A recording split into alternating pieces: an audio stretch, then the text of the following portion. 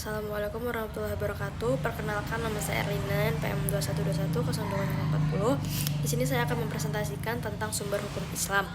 Al-Quran berkedudukan sebagai sumber pertama dan utama dalam hukum Islam.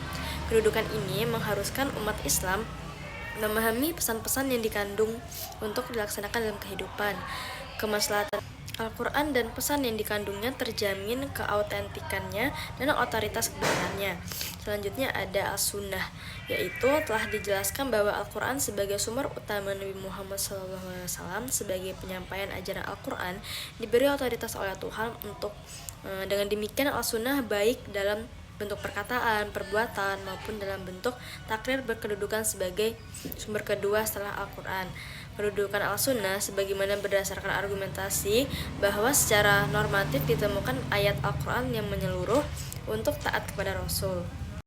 Rasul berdasarkan wahyu yang diturunkan kepadanya seperti yang disebutkan dalam Al-Najm ayat 3 yang artinya dan tidaklah diucapkannya itu atau Al-Quran yang menurut kemauan hawa nafsunya.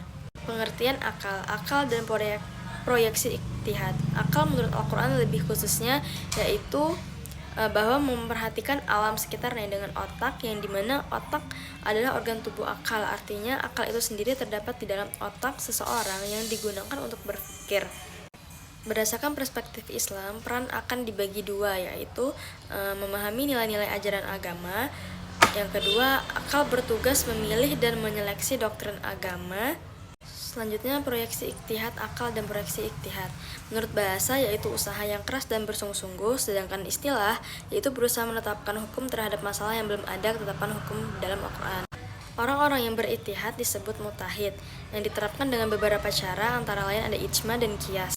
Ijma adalah kesepakatan para mujtahid pada suatu masa setelah Rasulullah, sedangkan qiyas adalah menetapkan hukum dengan cara berhubungan suatu perkara yang sudah ada ketetapan hukumannya.